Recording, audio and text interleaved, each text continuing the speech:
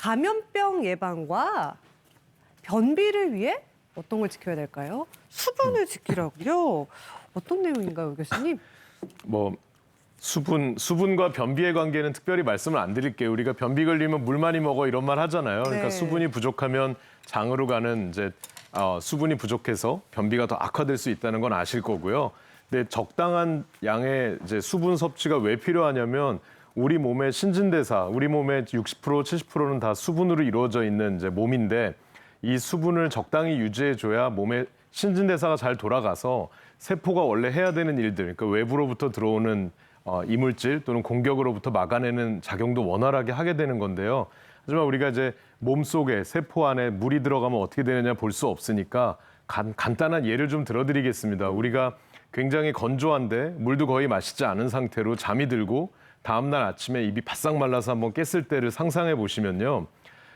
이런 겁니다. 1차적으로 우리의 입 안에 바싹 건조한 상태가 되면 우리 입 안을 보호해 주는 건 침이거든요. 점막을 보호해 주는 침이 마르고 그다음에 기관지의 표면을 보호해 주는 점액질들이 말라버리면 그 말라붙은 곳을 통해서 세균이나 바이러스가 침투하기 더 좋은 상태가 됩니다. 그래서 면역력이 떨어지는 이유는 우리가 물 좀 덜 마셨을 뿐인데 이런 일이 생기게 되는 거죠. 그리고 처음에 시작은 그래서 구강 건조감이 좀 있을 텐데 이 구강 건조감으로 인해서 입냄새가 나고 그다음에 이 안에서 증식한 세균들이 입속뿐만 아니라 소화기, 나아가서는 이제 호흡기 이런 점막으로 들어가서 가래 같은 거, 콧물 같은 걸 만들어서 배출하는 것도 떨어지다 보니까 그 염증에 대한 결과는 다 고스란히 내 몸이 받게 되는 거죠. 네, 자 그렇다면 여기서 깜짝 돌발 퀴즈 드리도록 하겠습니다. 다음 중에 수분 보충을 가장 잘하고 계신 분은 누굴까요? 보시죠. 자, 난 하루에 커피를 5잔이나 마시는 걸 하시는 커피파 A씨. 그리고 난 밥을 먹을 때 국물까지 쭉 들이키지 국물파 B씨. 마지막으로 고혈압 약을 먹을 때 물 한 잔을 마신다네 C씨. 이렇게 세 분 계십니다. 글쎄요, 저는 제가 보기에는 저 B씨인 것 같은데요. 저 들고 있는 저 그릇이 지금 엄청 크거든요. 오. 예, 예. 그러다 보니까 물을 제일 많이 마실 것 같은데. 오. 예, 그래서 B씨로 저는 오, 결정하겠습니다. 추리력 네. 좋은데요. 자, 어떤가요, 신 교수님? 아, 어떡하죠? 김 선생님, 땡을 쳐야 될 것 같아요. 보시면은 큰 그릇을 들고 있어서 많이 마시는 것처럼 보여도 사실은 우리가 물을 적게 먹어도 탈수 현상이 일어날 수 있고 또 아이러니하게도 많이 마셔도 탈수 현상이 일어날 수가 있습니다. 그 이유는요. 우리가 커피를 5잔 이상 마시거나 또 아니면 나는 녹차를 좋아해. 그래서 녹차를 많이 마시거나 하면은 이 안에 들어있는 카페인이라는 성분이 수분을 배출시키는 역할을 하게 되기 때문에 이뇨 작용을 하게 되는 거죠. 그래서 물을 더 빠지게 하는 거고요. 또 B씨 같은 경우에는 아마 칼국수일까요? 냉면일까요? 그래서 국물을 다 마시게 되면은 나트륨 섭취가 많아지기 때문에 또 물을 잡아서 배출을 하게 만듭니다. 그렇기 때문에 저는 컵은 작아도 CC와 같이 약을 먹을 때 물 한 잔을 충분히 마시는 분을 선택을 하겠습니다. 그렇군요. 그렇다면 CC가 어떻게 하시면 더 효과적으로 물을 좀 섭취하시는 걸까요, 오 교수님? 글쎄요. 사실은 저는 개인적으로 이제 출제자의 의도를 잘 파악을 못했지만 시인 분이 잘하고 있다는 건 알겠는데요. 뭐 고혈압약이라는 게 어떤 단서를 주는지 모르겠습니다. 근데 고혈압약 중에 이뇨제 성분이 들어있는 사람들은 전해질의 불균형이 생길 수 있기 때문에 수분 섭취를 충분히 해주는 게 좋다. 이건 아주 일반적인 설명이고요. 사실은 좀 나이가 많으신 분들, 그다음에 삼키는 능력이 좀 떨어지는 분들은 우리가 알약을 꿀꺽 삼켰을 때 쉽게 식도를 통과해서 위장으로 내려가는 그 별거 아닌 것 같은 일이 이분들한테는 잘 안 일어나서 식도에 약이 탁 달라붙는 일이 생깁니다.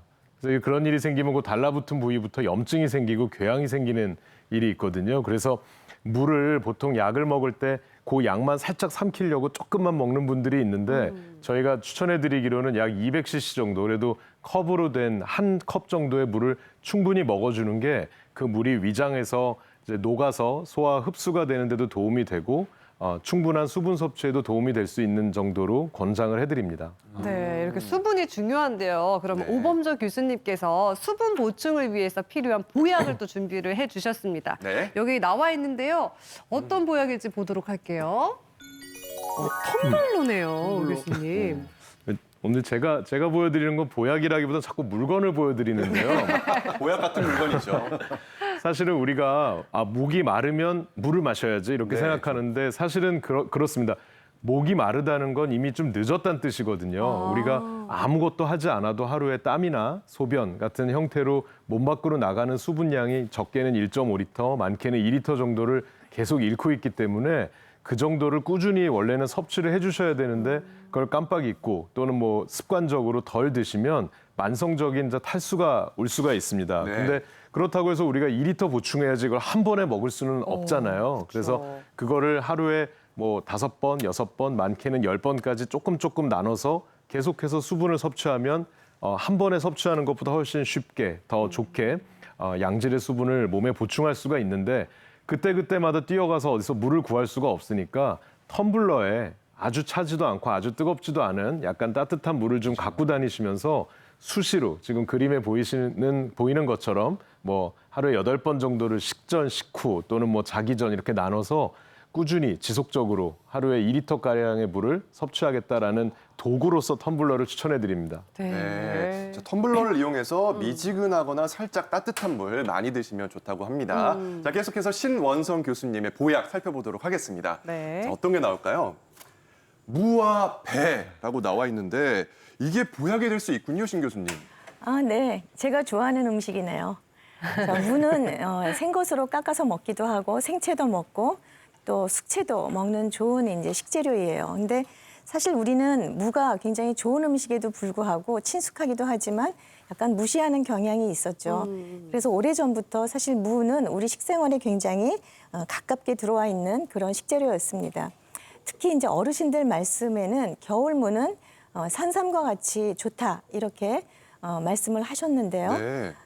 이 무에는 신선한 무에는 비타민 C가 풍부하게 들어 있어요.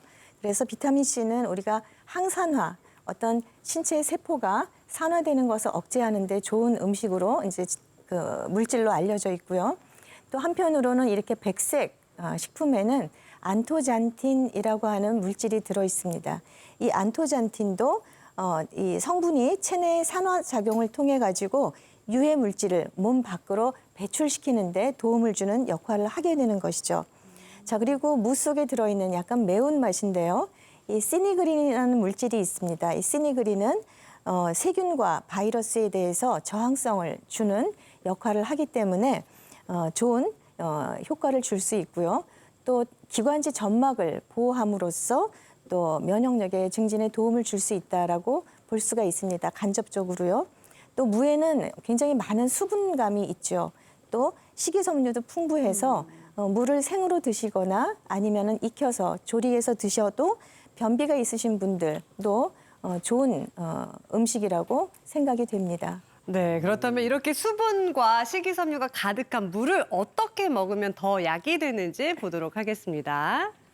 첫 번째 방법은요, 무 껍질도 버리지 말고 다 먹으라고요, 신 교수님. 아, 네, 그렇습니다. 우리가 이제 무를 구매해서 가정에서 씻을 때 껍질은 굉장히 더러워라는 인식을 가지고 샥샥 이렇게 다 깎아버리는 경우가 있어요. 네. 그런데 수세미로 깨끗이 닦고 흐르는 물에 잘 헹궈서 밑에 있는 이제 꼭지, 그 꼭지를 다 따고 껍질째 드시는 것이 가장 좋은데요. 그 이유는 껍질에는 안에 있는 무 안쪽보다는 비타민 C가 훨씬 더 많습니다. 특히 이제 무에는 아까 말씀드린 바와 같이 식이섬유도 많고 또 칼륨이 풍부한 그 재료입니다. 그래서 우리가 무 자체만을 그 반찬으로 해서 드실 수도 있지만 우리가 육수를 낼 때도 가데랭이포나 멸치라든지 육수를 낼 때도 물을 큼직하게 썰어서 같이 넣게 되면은 국물의 달큰한 맛도 우러나게 될 뿐더러 또 어떤 감칠맛도 줄 수 있는 그런 효과를 볼 수가 있죠. 또 그 무에는 우리가 지표 성분이라고 하는 인돌 성분과 그 이소티오시아네이트라고 하는 물질이 들어 있어서 여러 가지 좋은 효과를 낼 수가 있습니다. 네, 그렇다면 물은 약처럼 먹는 법 두 번째 살펴보겠습니다. 무의 부위마다 조리법을 달리해서 드세요라고 나와 있는데요. 이게 뭐 돼지고기, 소고기처럼 무에도 부위가 있나 봐요, 교수님. 네, 뭐 일반적으로는 그냥 우리가 무를 사다가 요즘에는 이제 전체 무를 다 팔기도 하지만 또 토막무도 팔기도 하잖아요. 그런데 전체적인 무를 다 사시면은 윗부분은 이제 지상에 나와 있는 부분이 있기 때문에 광합성을 통해서 무가 파란색이 있습니다. 그래서 우리가 이걸 윗부분이라고 하고요. 또 중간 부분이 있고 아랫부분이 있습니다. 그래서 무청에 가까운 푸른색 부분은 매운맛보다 단맛이 조금 더 많이 나는 부분이에요. 그래서 무 생채라든지 무 초절임을 할 때 사용하시면 좋고요. 식감이 좋습니다. 중간 부분은 덜 맵고 부드러운 이제 질감을 주기 때문에 가정에서 생선 조림을 하시거나 할 때 사용을 하시면은 이제 썰어서 넣으시면은 부드러운 질감과 함께 드시기가 좋고요. 또 뿌리 부분은 비교적 조직감이 굉장히 단단합니다. 그래서 이 부분은 수분감이 적고 또 한편으로 매운맛도 강하기 때문에 진한 국물 요리를 내실 때 사용하시면 좋지 않을까 생각합니다. 네, 활용 방법이 정말 많은데요. 그럼 무를 약처럼 먹는 방법 세 번째 보도록 하겠습니다. 네. 무를 말려서 먹으면 더 좋다고요, 신 교수님. 아, 네네. 식품은 이제 우리가 수분기가 굉장히 많죠. 뭐 요즘에 많이 먹는 곶감도 원래는 촉촉했던 감인데 말리게 되면서 곶감이 되는 것처럼 무도 마찬가지로 썰어서 말리게 되면 우리가 반찬으로 애용하는 무 말랭이가 됩니다. 이렇게 무에는 원래 비타민 C라든지 칼슘이라든지 미량의 어떤 비타민과 무기질들이 들어있는데요. 말리게 되면 아무래도 수분이 증발하면서 남아있는 양이 농축이 되게 되겠죠.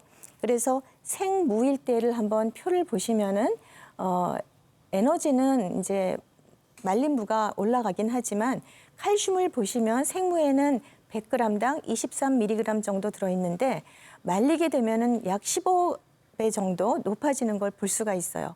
한편으로 식이섬유도 우리가 생무일 때는 수분감이 많았지만 0.6g에서 28g까지 치솟는 식이섬유가 많아지게 되죠. 한편으로 질감이 굉장히 꼬들꼬들해지게 되는 거죠.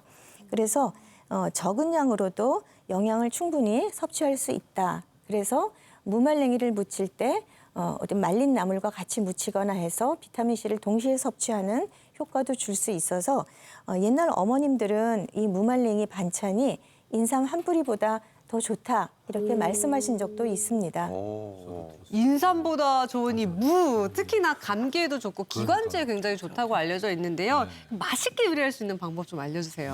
사실 무 요리 가지고 뭐 여러 가지 생으로 많이 먹잖아요. 네. 그래서 오늘 저는 간단하게 만들 수 있는 조림을 한번 만들어 보려고. 선생님 저도 어렸을 때 엄마가 딱 이렇게 줬었거든요. 이게 무조건 무시하지 말고 그냥 먹으라고 그랬었거든요. 요건 안 돼요. 아, 요건 안 돼요? 요건 아, 안 돼요. 예. 요걸 드셔야 돼요. 아, 요건 약간 여기 지금 흐물흐물거리고. 말씀하신 생무가 거 있고. 파란색 중간 거 요 끝이잖아요. 뿌리. 네. 제가 깨끗하게 씻어갖고 그대로 준비를 했어요. 껍질 요거. 벗기지 말라고 하셨죠. 예, 껍질 안 벗기고 요거를 2cm 정도로 잘라갖고 데쳐놨어요. 한 5분 정도. 거구나. 살짝만. 살짝만 여기 보면은 네. 이렇게 데쳐놨거든요. 그러면 조림을 할 때 양념이 훨씬 빨리 잘 배요. 네네. 그래서 마른 새우하고 다시마하고 이렇게 준비가 돼 있는데 네. 마른 새우 볶아가지고 다시마랑 넣어서 이렇게 팔팔팔 끓이고 있어요. 거기에다 이 삶은 물을 넣고 조리면 돼요. 네, 자, 한번 여기 볼까요? 볼까요? 네. 네.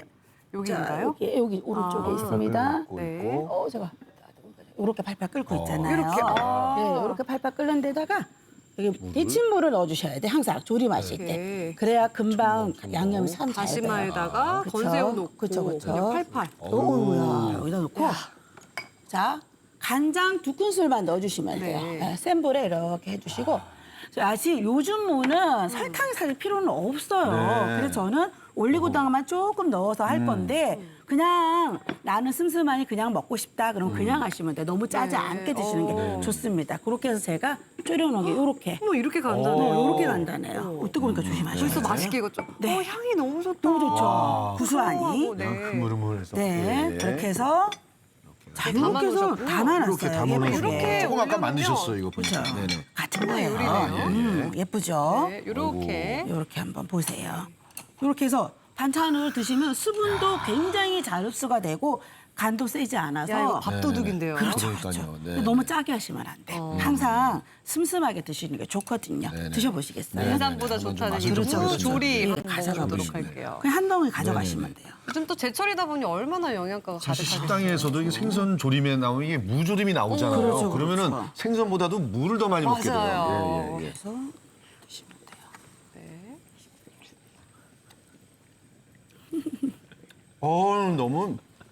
너무 맛있어요. 달콤하고 완전 저 이거 먹고 무병장수 할 것 같습니다. 무병장수.